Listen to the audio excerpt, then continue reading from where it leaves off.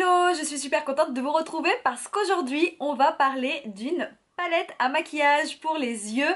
C'est la W7 On The Rocks. Si vous avez vu mon haul spécial solde, si vous ne l'avez pas vu, je vous le mets juste là en fiche. Donc si vous avez vu mon haul, vous savez que j'ai craqué sur quelques produits de la marque W7 quand je suis passée chez Saga. Si vous ne connaissez pas la marque W7, c'est une marque britannique qui propose vraiment beaucoup de produits à petit prix. Par exemple, cette palette, je l'ai payée 12,50 € chez Saga. Et la particularité aussi de W7, c'est que la marque produit beaucoup de dupes, ou du moins des choses qui ressemblent beaucoup à des palettes beaucoup plus chères, à des produits de maquillage qui sont beaucoup plus chers. Typiquement, cette palette On The Rocks, c'est en fait un dupe de la Subculture de chez Anastasia Beverly Hills. Donc on a vraiment les mêmes couleurs. Je ne sais pas si vous avez déjà vu la Subculture, mais c'est vraiment exactement les mêmes couleurs. Donc quand on ouvre, c'est un packaging en sorte de carton légèrement aimanté. Tout de suite, il y a un film plastique qui sort. Donc c'est le film qui protège les fards à paupières. Et vous regardez les couleurs. C'est vraiment la même chose que la Subculture, vraiment, mais vraiment, c'est exactement les mêmes couleurs. On a en plus ici un petit pinceau qui venait dans un film plastique, oups. Allez, ça commence bien. Donc c'est un pinceau double embout, un embout plat. Je vous montre de plus près comme ça. Je veux dire vraiment la qualité. Je sais pas trop ce que ça va donner. C'est assez épais.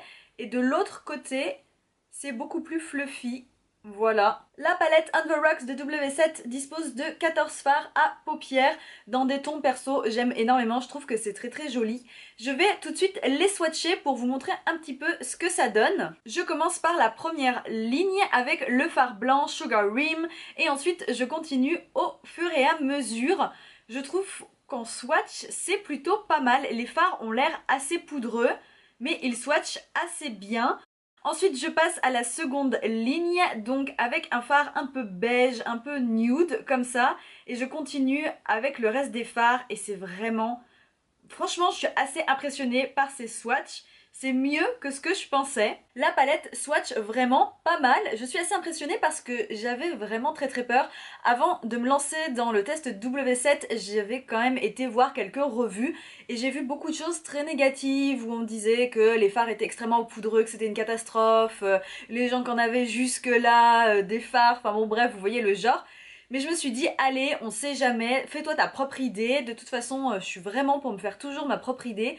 Donc je me suis quand même lancée et j'ai hâte de voir ce que ça donne sur les yeux parce que c'est vrai que quand on swatch des fards, il faut garder ça à l'esprit, ça ne rend pas toujours comme sur la paupière. Pas plus de blabla, on va passer ensemble au test en conditions réelles sur mes paupières.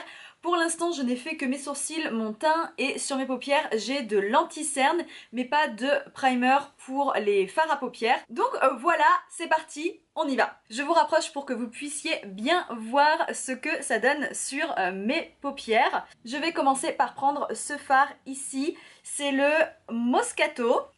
C'est un fard assez nude, donc on va voir.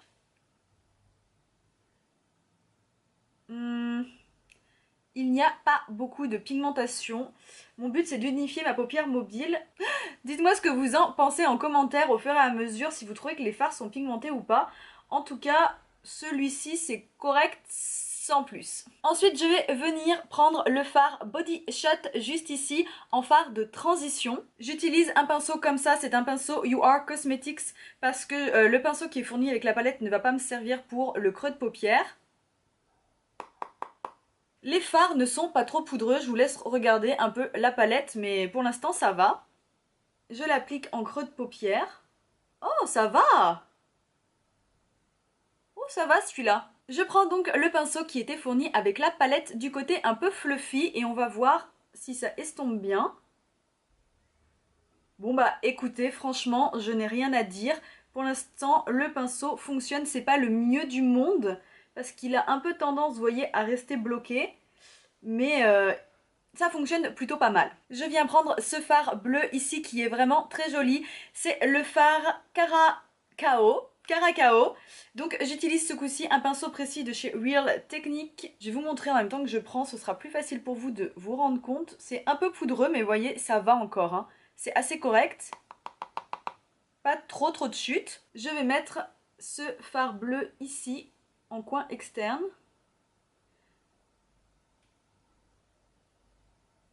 Je suis un petit peu plus déçue de la pigmentation pour le coup parce que ça fait un peu... ça manque d'intensité, on va dire. Ça m'a l'air aussi de faire un peu du côté patchy, donc on va voir ça. Je reprends le pinceau qui était fourni avec la palette et on va tenter d'estomper. J'ai du mal à estomper, ça me fait un peu... ça perd tout son intensité.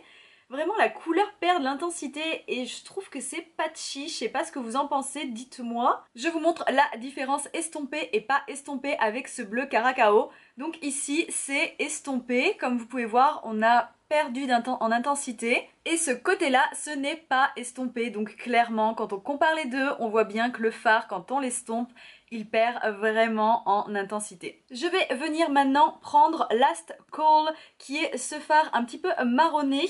Je garde un pinceau relativement précis et je vais essayer donc de repasser par-dessus Caracao juste là pour donner plus d'intensité à mon coin externe.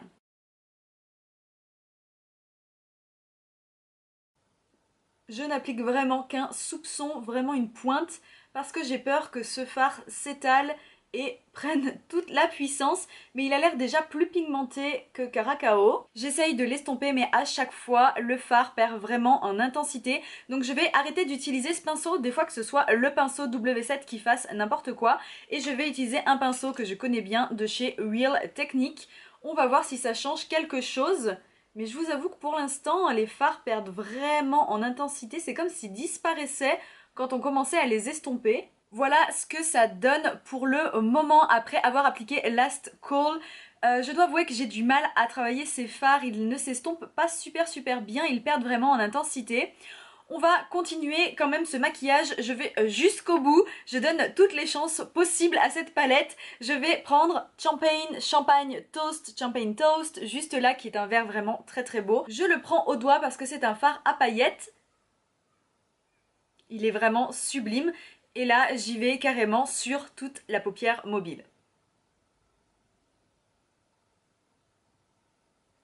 Wow, il est vraiment très joli. Ce fard est vraiment très joli. J'aime beaucoup la couleur. Il fait quelques chutes, mais rien de catastrophique non plus. On va passer au ras de cils inférieur et pour le coup, je vais y aller. Je vais utiliser du jaune. Ouais, allez, c'est parti. J'hésite entre les deux jaunes de la palette, là et là. Je trouve qu'ils se ressemblent pas mal, mais je vais aller pour celui qui a l'air un peu plus vibrant. Donc c'est Bellini. J'utilise un pinceau plat de chez Kiko. Donc c'est parti. Je l'applique juste ici en coin externe. Il n'est pas extrêmement pigmenté, mais ça va hein, quand même. Pour un jaune, c'est assez correct. Ce que j'aime bien, c'est qu'il est légèrement orangé, vous voyez ce que je veux dire? Et j'aime bien cette couleur orangée, un petit peu comme ça tire sur le orange, c'est très joli. Et voilà ce que ça donne. On va maintenant passer au point de lumière. Je vais venir prendre le fard Sugar Rim de la palette. C'est ce fard juste là, le fard blanc. J'utilise mon petit doigt et c'est parti. Waouh, il est légèrement irisé, j'aime beaucoup. On va voir ce que ça donne. Ouh, il a des sous-tons roses. Assez impressionnant. Et voilà le résultat des fards tout seul, sans eyeliner, sans rien. Je vais maintenant passer au mascara, au crayon noir, etc. hors caméra et je reviens vers vous tout de suite. À tout de suite. J'ai continué mon maquillage en dehors de la caméra, j'ai appliqué un crayon beige de chez Golden Rose en muqueuse inférieure, un crayon Urban Decay en muqueuse supérieure et j'ai utilisé mon eyeliner Kill Black Waterproof de chez Clio sur ma paupière mobile. On va passer maintenant ensemble au mascara. J'utilise un mascara de chez W7, c'est le Absolute Lashes en noir. J'ai fait une revue de ce mascara sur le blog. Si vous voulez la voir, allez en barre d'infos. Et voilà le look final avec la palette On The Rocks de chez W7. Je suis quand même assez satisfaite de ce look, je dois vous le dire. Est-ce que je suis satisfaite de cette palette? Est-ce que je vous la recommande? Écoutez, c'est très simple, ça dépend ce que vous voulez. Je suis globalement satisfaite de la palette. Je trouve que pour 12,50 € c'est correct, on a quand même beaucoup de couleurs, on peut s'amuser, on peut faire plein de looks différents. Après, clairement, ce n'est pas la même qualité qu'une Anastasia Beverly Hills. Voilà, clairement, vous n'aurez pas la même intensité, ce n'est pas aussi facile à travailler. Dès qu'on estompe les fards W7, ils perdent leur intensité.